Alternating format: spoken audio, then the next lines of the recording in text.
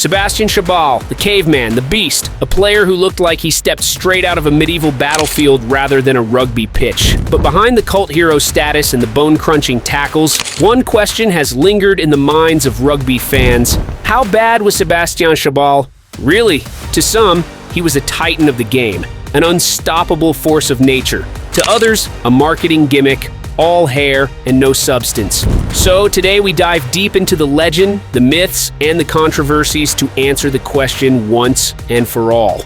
Born on December 8th, 1977, in Beaumont-les-Valence, France, Sébastien Chabal's rise to rugby stardom was anything but typical. Unlike many rugby prodigies, Chabal didn't pick up the sport seriously until his teenage years. Before that, he was a factory worker, grinding through grueling shifts while dreaming of something greater. Chabal says, "My childhood was simple. I grew up in a small town surrounded by nature. My father worked in a garage, always tinkering with engines. He instilled in me a love for hard work, for getting your hands dirty." As a child, Chabal was drawn to sports, but rugby wasn't his first love. He excelled at football, showcasing the athleticism and coordination that would later serve him well on the rugby pitch. But something was missing. At the age of 16, Chabal discovered rugby. It was a revelation. The physicality, the camaraderie, the sheer intensity of the game, it all resonated with him.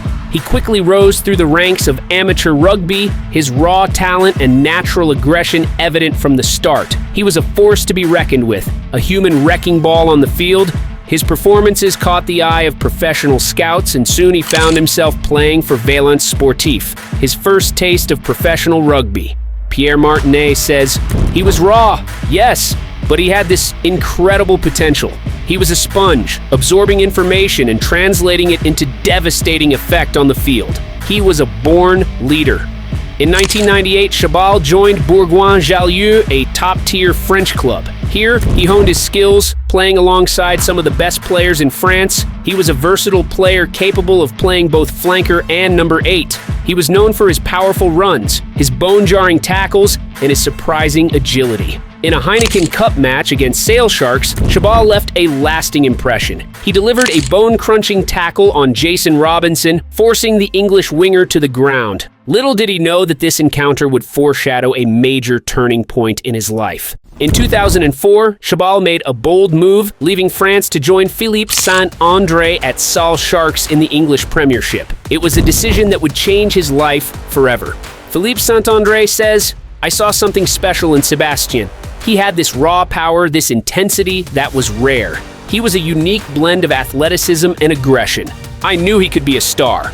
Chabal's impact on Sale Sharks was immediate and profound. He brought a level of physicality and aggression that the Premiership had rarely seen before. He was a force of nature, a whirlwind of motion, leaving opponents reeling. One of the Sale Sharks fans says, "He was an absolute beast. He'd run over anyone in his path. We'd never seen anything like it. The whole stadium would erupt whenever he got the ball." Another Sale Sharks fan says, "He was more than just a rugby player. He was an icon, a symbol of power and strength. He was the caveman, and we loved him for it." The caveman persona transcended the rugby field. Chabal became a global brand, endorsing everything from cars to razors. He was a marketing phenomenon, his image plastered across billboards and magazines. Marketing expert says he was the perfect combination of athleticism, masculinity, and charisma.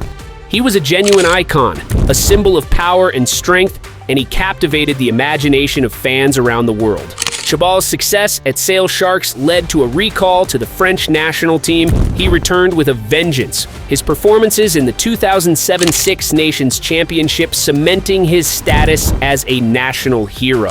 In a crucial match against Italy, Chabal delivered a performance for the ages. He scored 2 tries, both showcasing his incredible power and determination. The 2007 Rugby World Cup was a defining moment in Chabal's career. He played a pivotal role in France's run to the semifinals, his versatility allowing him to play both in the back row and as a lock. In a heartbreaking semifinal loss to England, Chabal nearly single-handedly dragged France to victory.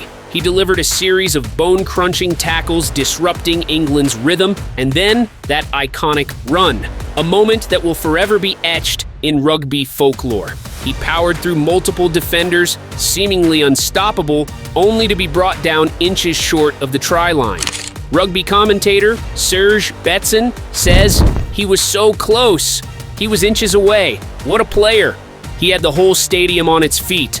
Despite the loss, Chabal's performance cemented his status as a global rugby icon. He had captured the hearts of fans around the world with his passion, his intensity, and his undeniable badness. He was more than just a rugby player. He was a cultural phenomenon.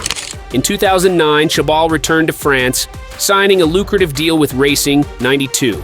He was the highest paid player in the world, a testament to his global appeal. Racing 92 teammate Lionel Nallet says he brought an incredible energy to the team. His presence alone was intimidating, but he was also a good teammate, always willing to help and support the younger players. Chabal continued to be a force to be reckoned with, but the years were beginning to take their toll. He was no longer the unstoppable force of nature he once was. In 2012, Chabal joined Lyon, his final club. He continued to play with passion and intensity, but his career was winding down. A controversial incident in which he was accused of punching an opponent, Marc Giraud, tarnished his image and raised questions about his temperament. Rugby pundit Aubin Huber says, "It was a moment of madness. He let his emotions get the better of him. It was a stain on his career, but it shouldn't overshadow his incredible achievements." In 2014, Chabal hung up his boots, bringing an end to a remarkable career. He retired as a legend, a player who had captured the imagination of fans around the world. Opponent Brian O'Driscoll says, "He was the toughest player I ever faced. He was an absolute animal on the field. You knew you were in for a battle every time you played against him." Rugby figure Sir Clive Woodward says, "He changed the way the game was perceived. He brought a new level of physicality and intensity to rugby. He was a true entertainer." But Chabal's legacy extends beyond the rugby field. He has dedicated himself to philanthropic work, using his platform to promote peace and social cohesion. He is a member of the Champions for Peace Club, a group of elite athletes committed to using sport as a force for good.